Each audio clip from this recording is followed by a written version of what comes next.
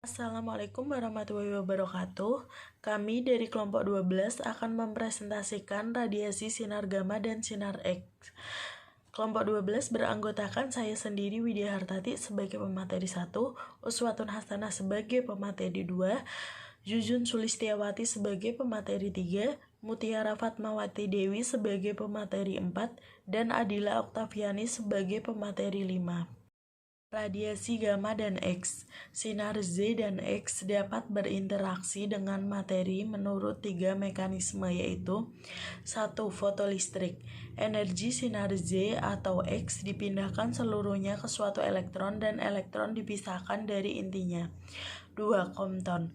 Hal ini terjadi jika hampir sebagian besar energi foton dipindahkan ke elektron-elektron sehingga foto itu dihamburkan dengan energi yang lebih kecil.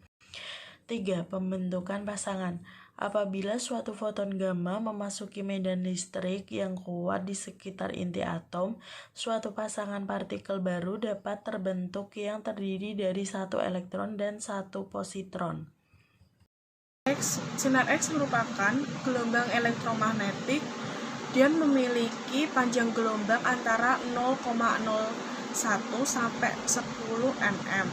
Karena panjang gelombangnya yang pendek, maka sinar X memiliki daya tembus yang besar. Kemudian di samping itu, dengan energi yang dimilikinya, sinar X mampu mengionisasi materi yang dilaluinya. Kemudian apabila elektron dengan kecepatan tinggi mengenai suatu permukaan logam target, maka elektron akan mendekati inti target. Kemudian adanya gaya tarik-menarik antara inti. Produksi sinar X. Sinar X diproduksi oleh elektron yang menumbuk target atau anoda dalam tabung hampa udara. Kemudian dengan adanya perbedaan tegangan tinggi antara katoda dan anoda, maka terjadilah pancaran elektron dengan kecepatan tinggi dari katoda menuju anoda. Anoda yaitu yang dilengkapi dengan bidang fokus atau disebut dengan focal spot, merupakan target yang terus-menerus dibombardir oleh elektron dan akan mengalami keausan pada permukaannya, sehingga daerah focal spot akan semakin luas. Kemudian semakin kecil ukuran focal spot, semakin tajam pula gambar yang dihasilkan. Komponen-komponen utama dari tabung sinar X yaitu katoda, anoda, focusing cup, rotor atau stator, glass mantle, envelope atau vacuum tube, oil, dan window.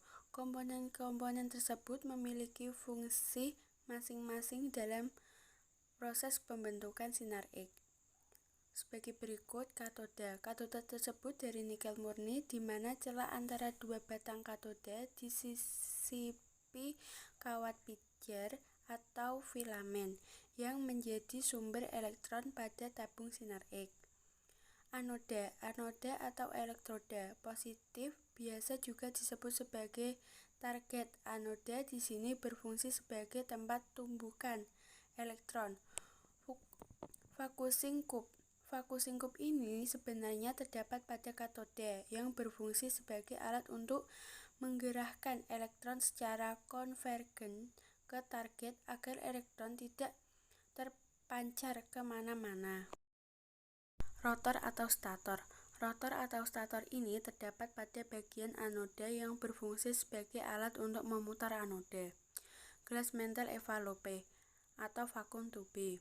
Glass mantle envelope atau vacuum tube adalah tabung yang gunanya membungkus komponen-komponen penghasil sinar X agar menjadi vakum atau kata lainnya menjadi ruang hampa udara.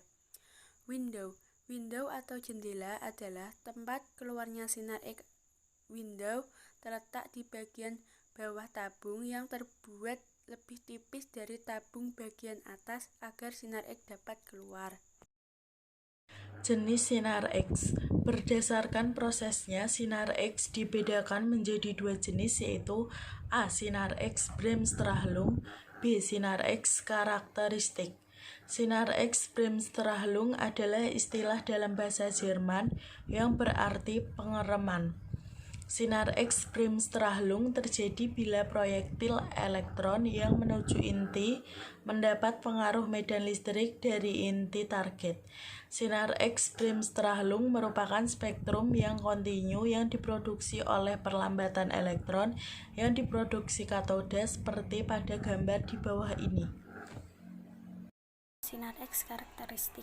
Sinar X karakteristik terjadi apabila proyektil elektron berinteraksi dengan elektron pada kulit terdalam dari atom target. Gambar di bawah ini menggambarkan sinar X karakteristik dapat dihasilkan jika interaksi tersebut mampu mengionisasi atom target dengan melepaskan elektron pada kulit terdalam. Di bawah ini terdapat gambar. Selanjutnya, interaksi sinar X dengan materi. Interaksi sinar X dengan materi menyebabkan sinar X kehilangan energi. Pada saat melewati materi, terjadi 3 proses utama pada sinar X, yaitu efek fotolistrik, efek Compton, dan efek reproduksi pasangan. Selanjutnya, sifat sinar X. Sinar X memiliki beberapa sifat, yaitu daya tembus, hamburan, penyerapan, efek fotografik, fluoresensi, dan ionisasi. Selain itu, sinar X tidak dapat dilihat dengan mata, bergerak dalam lintasan lurus di mana pergerakannya dengan kelajuan cahaya. Daya tembus. Daya tembus sinar X yang sangat besar dapat menembus bahan yang padat seperti tulang dan gigi. Semakin tinggi tegangan tabung, maka semakin besar daya tembusnya.